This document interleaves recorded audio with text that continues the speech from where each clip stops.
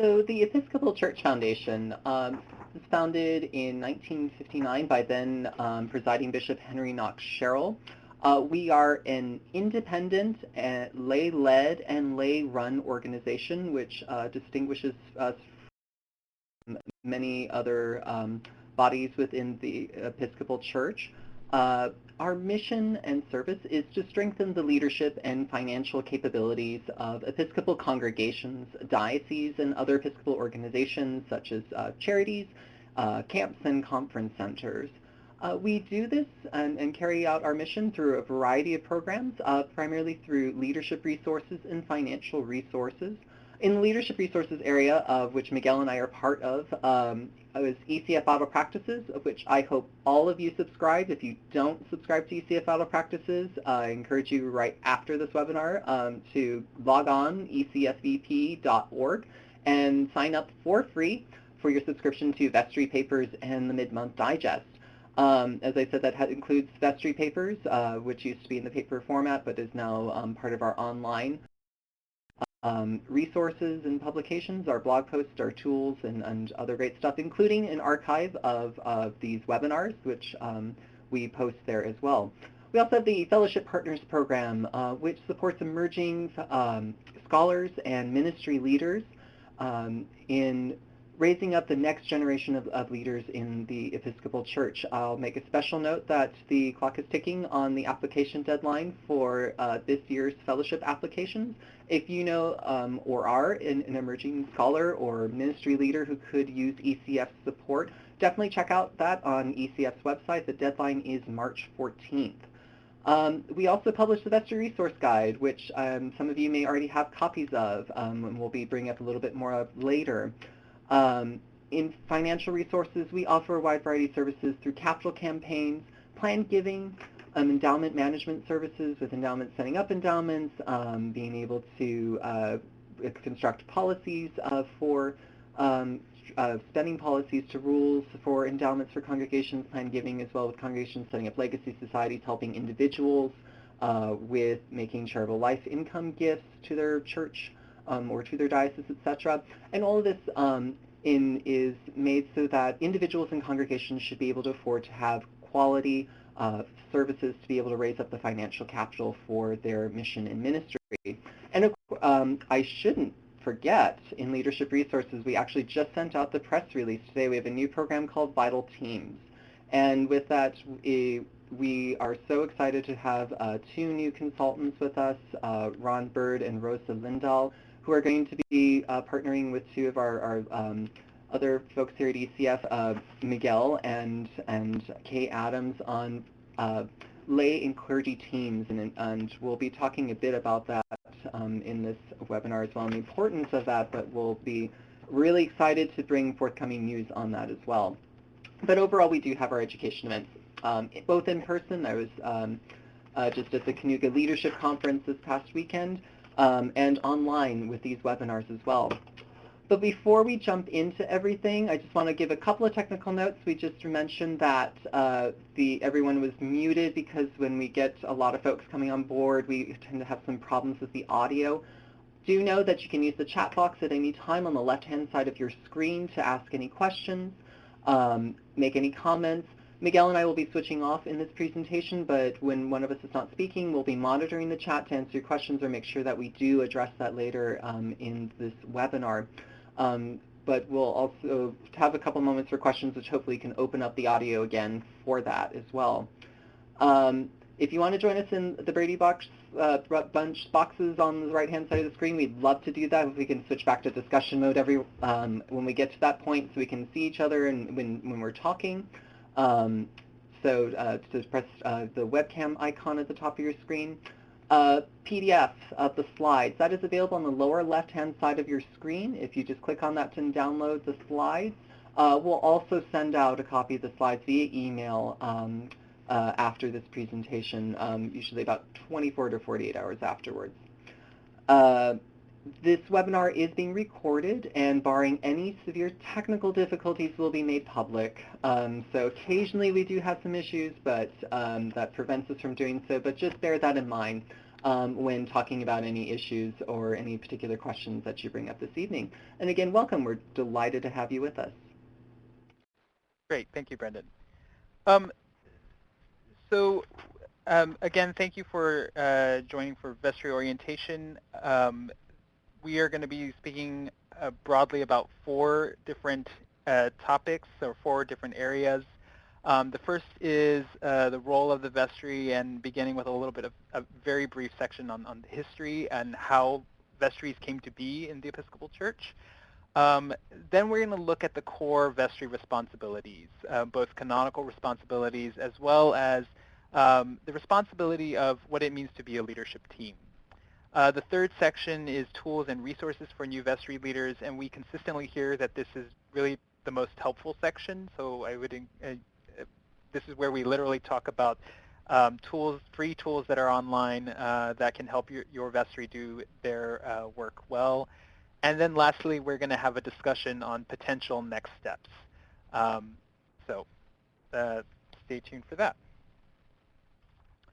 Just a bit of history about what a vestry is and how it came to be.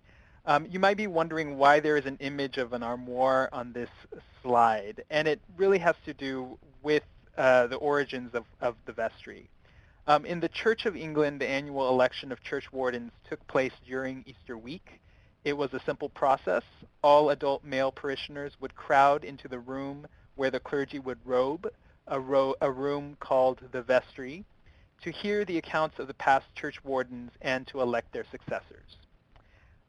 Later in Episcopal Church history in Virginia, parishes had become so large that it was impossible to crowd all the voting members into one robing room. And so they developed the practice of electing 12 representatives for life. So let me repeat that. The term was for life. And although some of you may feel that you've served an entire lifetime on your vestry, thankfully we no longer have that practice anymore. Also, thankfully, we've expanded our understanding of who can have voice and vote. It's not just adult male members, obviously. Today, vestries are made up of women and men, and depending on your diocesan canons, also potentially youth and young adults. So one of the things that I would really encourage you to do is be in touch with your diocese, find out whether or not your diocese has made provisions that would allow for youth to serve on your vestries. There need to be special provisions around the kinds of votes that youth can take. So today, vestries are usually elected at the annual parish meeting, which often takes place at the beginning of the calendar year. There is a range of sizes of vestries. It's fairly common for vestries to range between 6 to 12 members, depending on the size of the parish. I want to note that one of the things that smaller congregations find helpful is reducing the size of the vestry. So if your average Sunday attendance is 35 people, you may want to look at whether or not the 12-person vestry makes sense. And an option of simply reducing that size is one simple way of making a vestry and the vestry nomination and election process far more sustainable. The rector of the parish is the rector, or rather the clergy person of the parish is the presiding officer of the vestry, which is not to say that they necessarily need to lead all meetings. The former bishop of the Diocese of Texas, Claude Payne, advises rectors to consider training a senior warden or someone who's a member of the vestry with significant meeting facilitation skills to lead the regular meetings. And his point is, Bishop Payne's point is, that this really allows the clergy person to focus on the issues at hand rather than on how well the meeting is being run, to pay attention to body language and to intervene when necessary. So this is an idea from Bishop Claude Payne, which he shares with the Diocese of Texas regularly. There are usually 2 wardens on vestry. The senior warden leads the parish between rectors and is supposed to be a source of support to the rector. The junior warden oftentimes has special responsibility over church property and buildings. Some vestries will elect a treasurer and clerk, and these officers may or may not be vestry members. So those are some of the commonalities that we find across vestries in the Episcopal Church, and then also some options which vestries may want to consider. But what do vestries do? At the end of the day, we've been looking at lists of canonical responsibilities as well as thinking through what does a leadership team of a congregation need to do. And we have chunked it out into 4 major areas. First and foremost, a vestry listens deeply. It discerns where God is calling the congregation at this particular location and at this particular moment in time. And in order to do that, they have to be able to engage in practices, such as Bible study at the beginning of regular meetings, doing retreats. Really, this is the gathering in which lay and clergy partner together to discern God's mission for the congregation. Right along the lines, they help to articulate the mission and vision for the congregation and communicate that.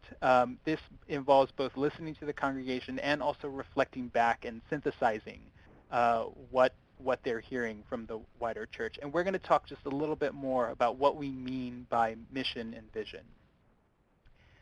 The canonical responsibilities, which Brendan is going to speak about next, really focus in on the vestry's role in identifying new leaders and being stewards of resources. Vestries have a special role in identifying the next rector of a congregation or the next clergy person of a congregation. They also have a special role in nominating people for holy orders or to become deacons or priests. And then I think oftentimes what is most familiar with what we think of in terms of vestries is the stewardship of resources, managing resources and finances as well as the property of the congregation. But all 4 really are quite important. So canons, church canons. You may have heard folks bounce this term around at various points in time. There are levels of church canons, church-wide canons, what affects everybody. There are only 4 of those. These are the 4. That's it. But first, for those of you who are new to your vestry, let me just back up and explain that church canons are basically church laws.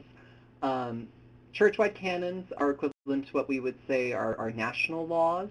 Diocesan canons, which apply just to your diocese, are similar to state or county law. And then a further level would be your parish bylaws, of which your congregation can sort of further fine-tune things. But similarly to our secular society, your own congregation's policies and bylaws and the way you function as a vestry must still adhere to the way your diocesan canons outline that, and similarly must follow these 4 church-wide canons. So, broadly speaking, the first 2 of these canons relate to making sure that a congregation is being a good steward to their property and finances. And then the second 2, as you can see, are interestingly relating to identifying religious leadership. And I would just really kind of want to highlight that to you. That vestries play a particularly important role in times of clergy transition. As you can see, they're responsible for the continuation of worship and for the calling of a new rector. And frequently, this is when vestries are really called to exercise quite a bit of leadership in a congregation. And they're also responsible for nominating persons for holy orders. But as we said, typical vestries are going to be doing a lot more. Today's vestries is faced with discerning their visions amongst many different changes and challenges in the world, quite frankly. This slide has things we at ECF have seen as particularly important for vestries to be aware of. To give you some context uh, with where we are as a church as a whole, um, in the most recently data available, which is from the 2012, domestically, so the domestic Episcopal Church, we have overseas provinces, but in the domestic church in the United States, there are 6,667 congregations total. 68% of these congregations have an average Sunday attendance of 100 or less. Only 4% have an average Sunday attendance of 300 or more. The absolute average, your Jane and Joe Episcopal Church, has an average Sunday attendance of 64. So quite often we find that vestries or congregations and vestries are feeling as somehow that everyone is larger than they are, has more resources and more this. If you have that 50, 60 people on a Sunday, you're very much in the norm of what it is to be an Episcopal church these days. I would also highlight to you that roughly 1/3 of all Episcopal congregations have a part-time or non-stipendary priest, with a further 11% that don't have a paid clergy person at all, and thus relying on supply clergy or lay leaders to provide the worship and pastoral support. That's a pretty significant chunk of our congregations, and also want to put that out there for you as to give some context to where we are right now as a church. Um, Many of our congregations, as you are familiar with, have buildings that are outdated for what their congregation is today. Frequently, this is with deferred maintenance. Um, some have been finding new uses for their facilities and being able to give new life to their buildings. There are others who are turning to other solutions and are giving up their buildings entirely. Um, as noted in the slide here as well, we no longer live in a homogeneous, primarily Christian culture. We live in a very pluralistic society with increased diversity in race and religion and the blurring of those lines. This is very much reflected in people's choices of faith, with people changing their faith and much more frequently. And I think this is also very much reflected in what we typically are referred to as the rise of the nuns. Latinos are the fastest growing part of the Episcopal Church, as is within our wider secular society. Asian Americans are the next fastest growing demographic within the Episcopal Church, particularly in the western part of the country, but also scattered in other parts of the country as well. We have far, far more multicultural congregations, which are actually more closely reflecting the people in the congregation's surrounding community. So as leaders in your congregation and within your community, I encourage you to take a look around at the people in your pews and also take a look around and then in your neighborhood and wider community. Who do you see and what do you see out there and inside? Also would like to point out as well for you some common areas of challenges that we found with Episcopal congregations. We send out a survey every other month to 150 random folks in our subscriber database with ECF model practices. To date, we have over 800 responses, so really wonderful wealth of information, and just a bit of that we'd like to share for you. You can definitely read through this and definitely poke through this with the slides, but I'd just like to highlight for you that the number 1, change, and 3, stewardship, are the 2 most pressing needs that congregations find themselves with right now for resources. And that number 5, vision and planning in particular, is what most congregations are feeling is the strongest need for dealing with going forward down the road. Great. Thank you, Brendan.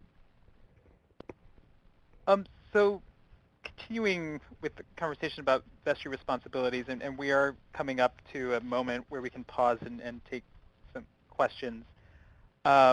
Just continuing with vestry responsibilities, we began by talking about the importance of a vestry discerning God's mission and vision for the congregation. And this really is about getting to the question of why. Um, what is it that brings this community together over a period of time to tackle the challenges of being a community of faith today? And it involves, as I mentioned before, including some spiritual practices regularly at the beginning of vestry meetings, and then also doing regular vestry retreats. Um, there have been a number of experiments within the Episcopal Church of how do you restructure vestry meetings and vestries period so that they can become more focused on mission and vision. One practice, which is more possible in medium-sized congregations, is to shift some of the operational questions to a really specific operations committee, and thus freeing up the vestry to spend a lot more time engaging on a regular basis strategic questions. Again, doing some of the spiritual work and then also doing strategic thinking and, about challenges.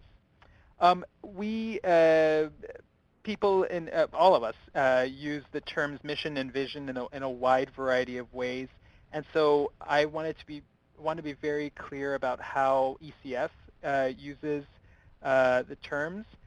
We take a page from Peter Drucker's work in organizational development and slightly adapt it because we are, after all, the church.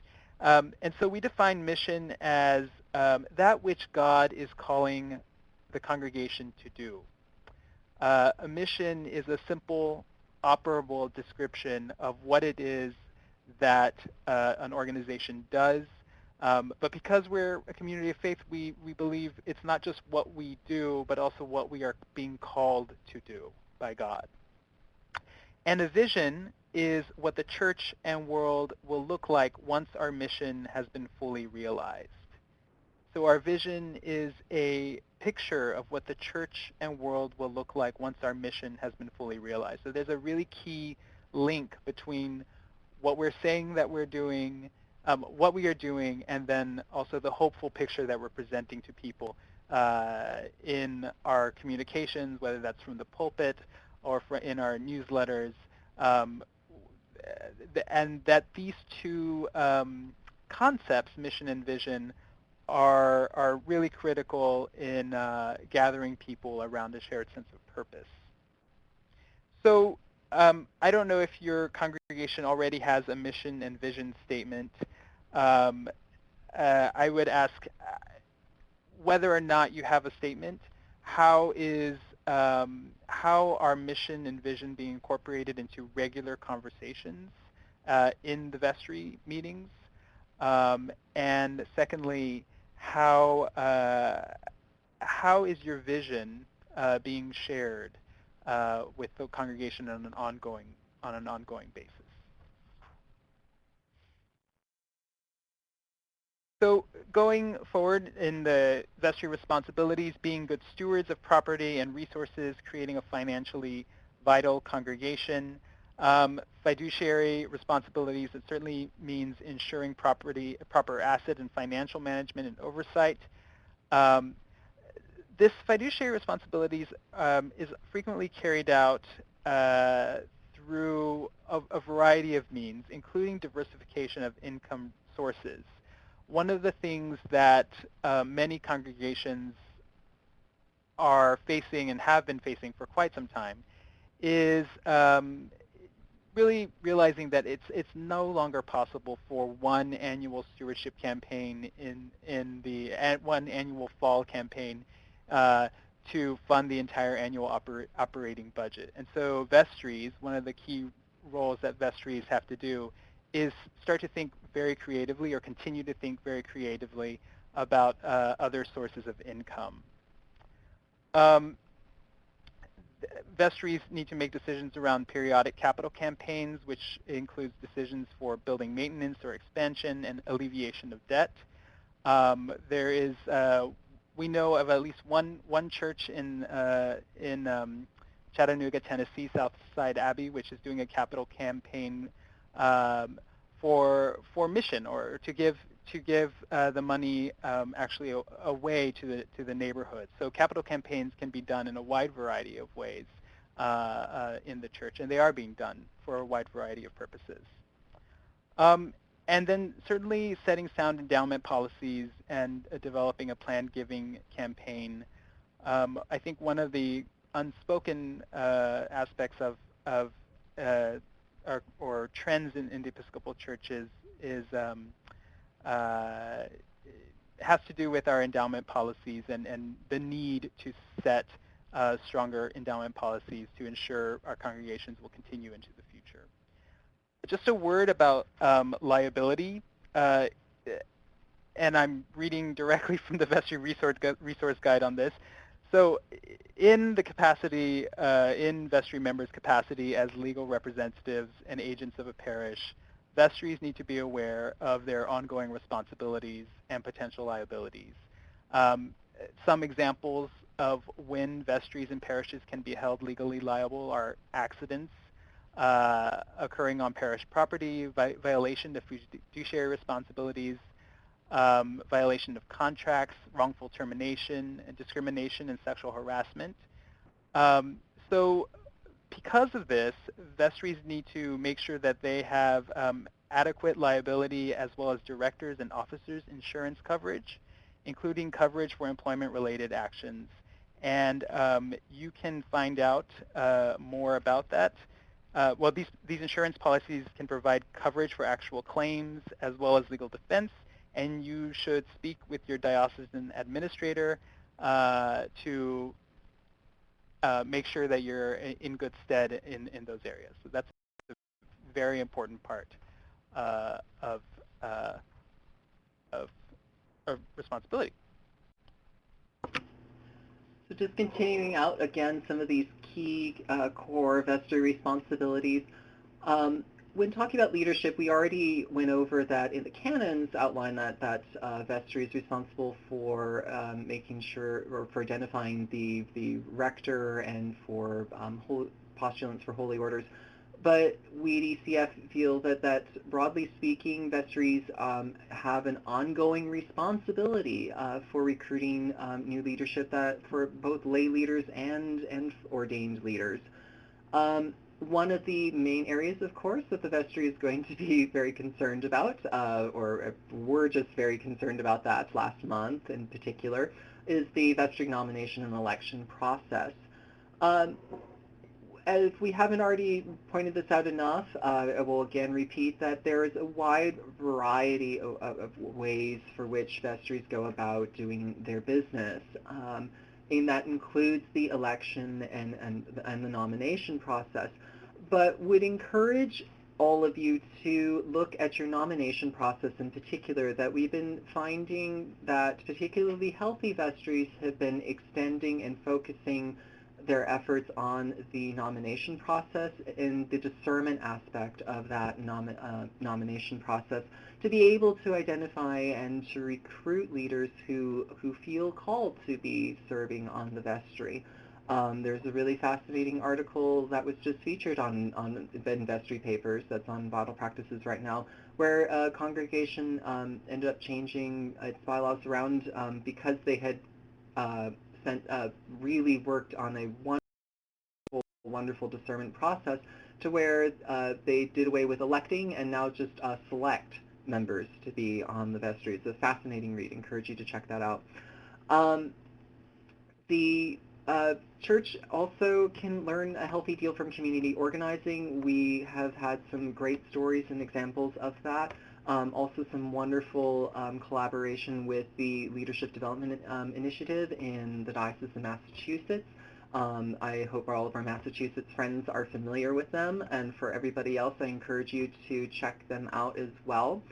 But just want to cap a couple of few things on there, that we do need to be proactive about finding new leaders for our vestries, for our ministries, and for the things that we're doing within our congregation. We can't just be putting it into the bulletin announcement Or the classic example, the person standing up in the pew being, hey, we need more volunteers for the fundraiser that's coming, Saturday. If we don't get enough people, it's not going to happen. We can't be so passive about that. We really need to be taking an active role in finding folks who are going to be leading our congregations and leading our ministries. And one way to be able to do that is through one-on-one conversations. Again, that comes out of the community organizing movement, but is a very healthy way of being able to identify people's passions, where one of the aspects of that is to use the 80-20 rule, where 80% of the time the other person should be talking, 20% or less would be you, so that you're hearing what it is that they're doing in their job, in the congregation, in your wider community. What are they interested and plugged into? An example that I like to give quite often is a colleague of mine here at ECF who has a background in finance and has done a lot of stuff with finances. And her congregation originally tried very diligently hearing that, knowing that that's what she did professionally, to plug her into the budget committee, the finance stuff, all that things. Whereas her real passion was for Crescio and for prison ministry, that she had a master's in social work as well. And if you don't have those conversations, those are missed opportunities to really be finding what people are passionate about. And then last but not least, a lovely little mantra from the community organizing movement that if you want to get something done, to ask a busy person. They may not say yes immediately, but eventually down the road they'll be able to help you out. But to bear that in mind and to look at a diverse array of folks that are in your congregation. It's not just the retired person or the stay-at-home mom. You need to break out of those assumptions.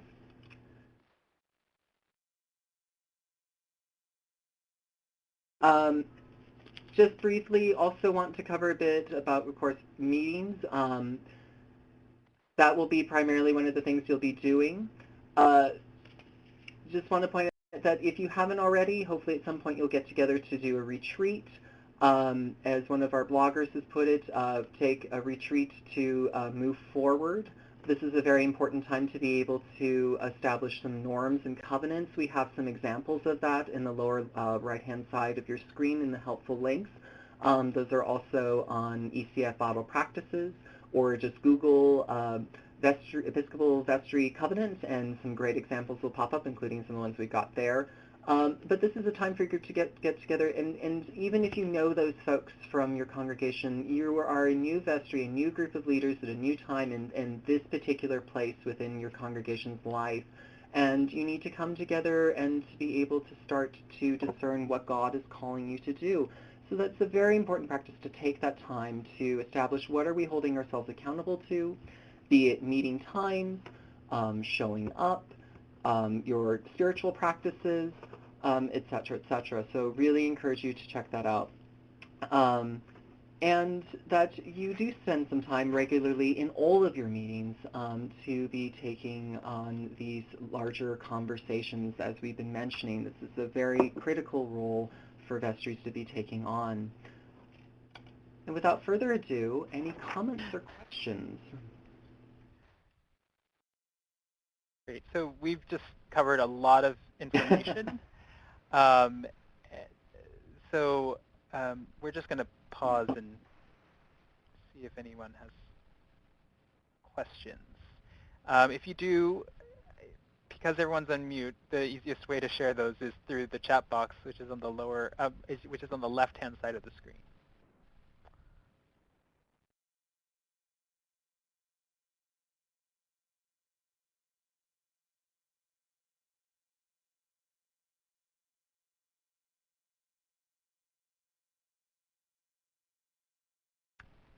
And given that we have some folks who have been serving on the vestry for many, many years and are quite experienced in that, if you see a question which your vestry has developed a practice around, please feel free to share that in the chat box. This is one of the rare opportunities that folks across the Episcopal Church get to hear from one another about how their vestries are functioning.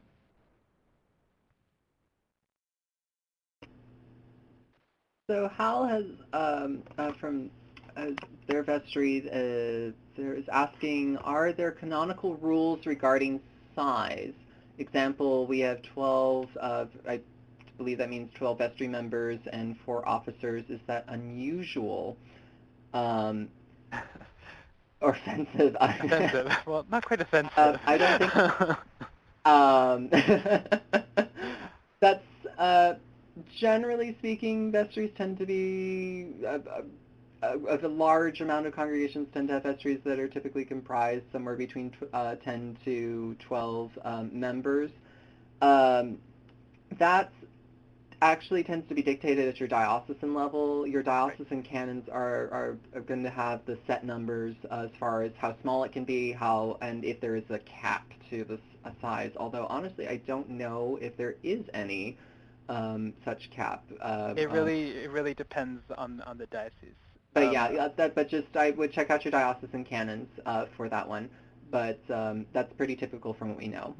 But what we showed earlier, the 4 canonical responsibilities, is basically the church-wide canons have very little to say actually about vestries.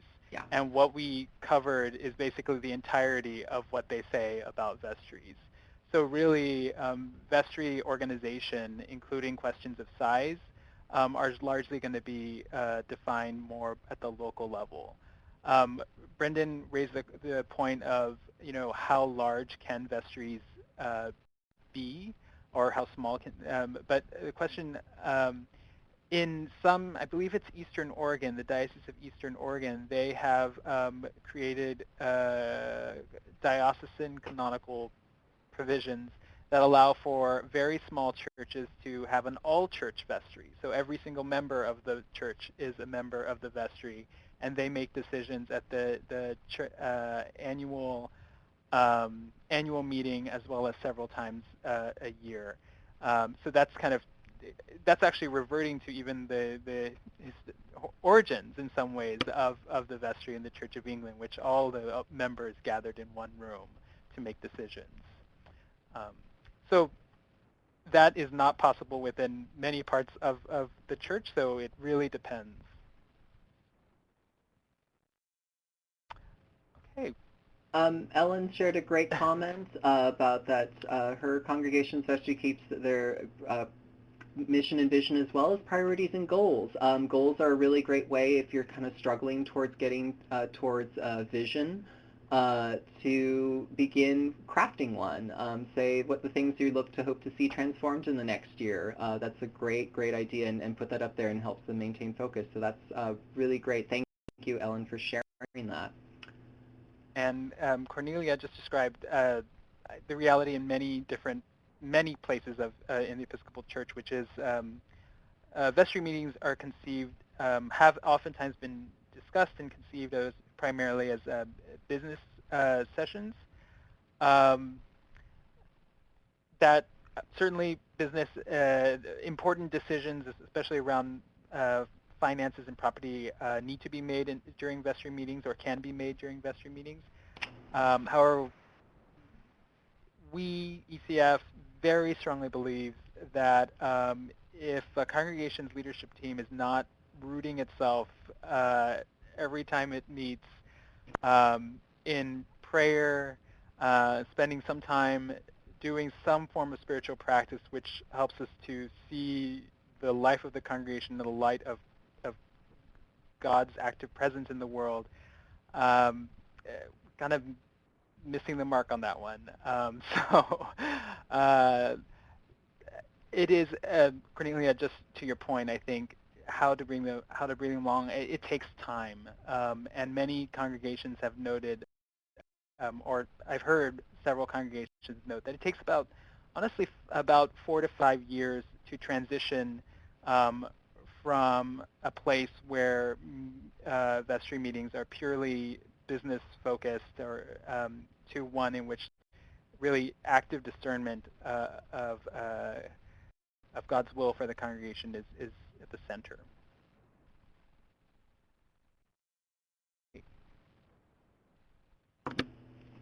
And I think that goes back to Cornelia's question of that her vestry just rejected prayer Bible study at a time at a business meeting, and again, what Miguel was saying, I think Cornelia is very helpful for going in that direction. I'm sorry to hear that that's just happened, um, but if you can start to work at it just bit by bit, even just time to introduce a prayer at the beginning, to just take a little bit of time to start eking that in there.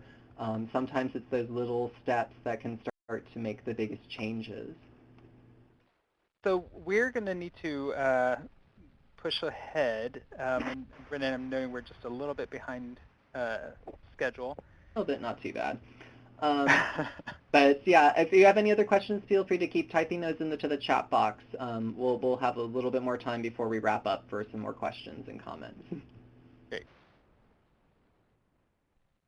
So, just want to go over a bit about some tools and resources for vestries. Hopefully you have some sort of packet or binder or something that you can be able to start to give to new folks, and hopefully everybody has a copy of in your on your vestry for things to get started with. This is just a list of some things we would suggest having available for your vestry members, which would of course would include the canons that we've outlined and the canons for your diocese in particular. Relevant state and corporation laws, those actually nonprofit and corporation laws do influence the way certain things can function within your vestry, which is usually reflected in your diocesan canons. Of course, the mission statements of your diocese and hopefully your congregation as well, the history and demographics, but also those what spiritual elements for your vestry, the Book of Common Prayer, any alternative form of worship, prayer books, or whatever resources you have for that, have those at your disposal. Last but not least, really, the Bible. And if you've heard me once in a presentation, I'm going to say it again, but reading the Bible is not an option. And as congregational leaders, especially, you have to be reading the Bible. And I just say work it in whenever and wherever you can in your personal life, and make sure you're working that into everything that you're doing within your congregation. If you're on the budget committee, start those out on there with a passage from Scripture, but that really, really we must be reading the Bible. The Vestry Resource Guide is mentioned before, sort of your one-stop shop for all things vestry, which actually do have Bible reflections and studies with some questions in there for your vestries to help move you along in beginning to form as a group, but also to cover some of the content that we've just been going over as well. That's available from Forward Movement and from many other Episcopal booksellers. ECF Auto Practice, as I said, I encourage you all to go subscribe. Tools and resources, vestry papers, all for free. Take a look, check it out, and subscribe. Great. Thank you, Brennan. Another wonderful resource, this is from the Episcopal Church Center, the Manual for Church Business Methods. This guide covers all the essentials for church financial and record keeping, including issues around oversight, insurance, and parochial reports. This is a free resource available in both English and Spanish, and it will help everyone do the work of especially, I think, record keeping. This is a very valuable and hidden resource on the Episcopal Church Center website. This comes from the Episcopal Church Office of Research. The Office of Research provides free parish reports and community profiles for every congregation in the Episcopal Church. It includes information about your average Sunday attendance and pledge and plate for the last 10 years, and also gives a community profile, a 3-mile radius of your congregation, about demographics, population, age. So when we were earlier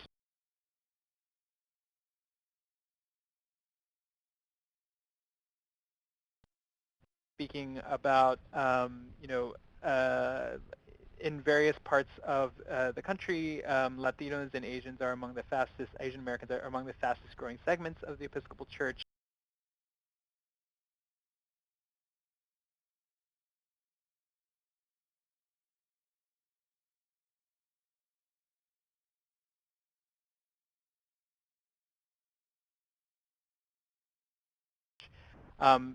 That's, of course, really reflected in the broader trends of U.S. population. That's going to be especially true in certain areas, the West Coast, for instance.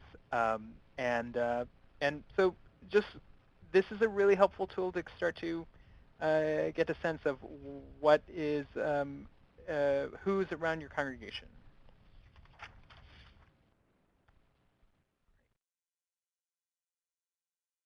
So we would like to end with conversation about potential next steps. And let's see how we can. I'm gonna shift this just a little bit. Oh, um, here's our humorous cartoon about youth on vestries, and what might happen if we bring youth on vestries, and the kind of conversations that it could bring about. But so I want us to see one another a little bit more, and so I'm going to expand this just a bit.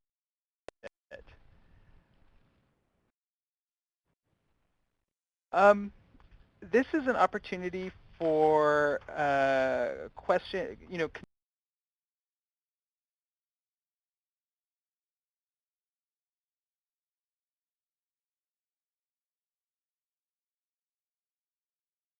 continuing conversation, especially continuing conversation around next steps. And that's what we can do for the last 10 minutes. We have a few suggestions here. This is page 1 of some potential next steps. In a little while, we'll switch over to the next page. But does anyone have any questions that you'd like to ask?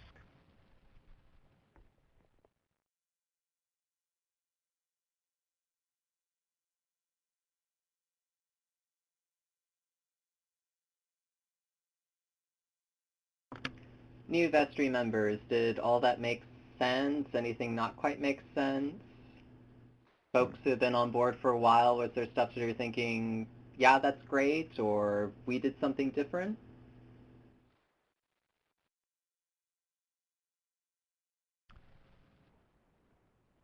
And as we're waiting for folks to ask their questions, I have a question, which is I'm wondering if people can share um, what they do at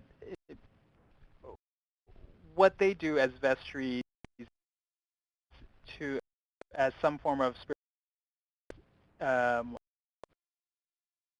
whether it's a Bible study uh, on that. This is an opportunity again to share with one another about practices that we use.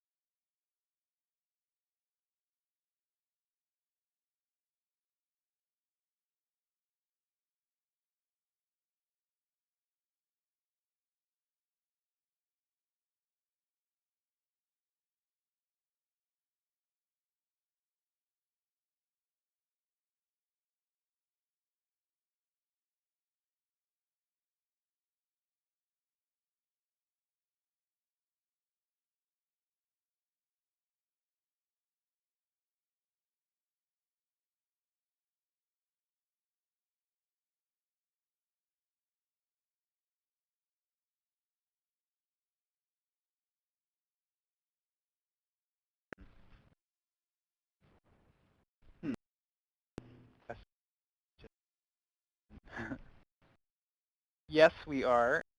Uh, I think we're familiar. I think people to answer that here at ECF are financial folks, but I'm happy to pass along the question. I think we have a and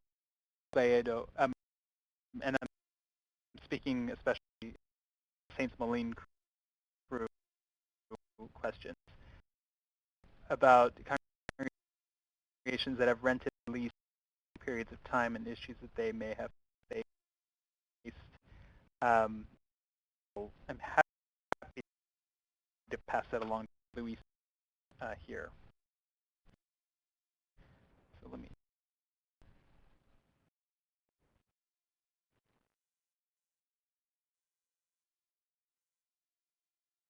Uh,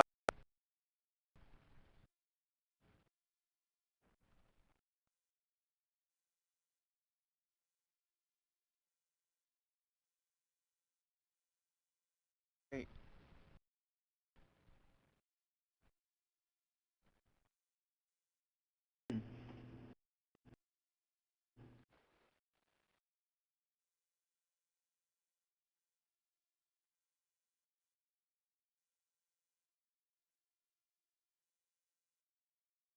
Paul, the pointing mentioned with those with their spiritual practices are really great. That consider delegating some of the spiritual practices amongst folks on your vestry. That does not have to be done by the priest as well. You can consider for a meeting for somebody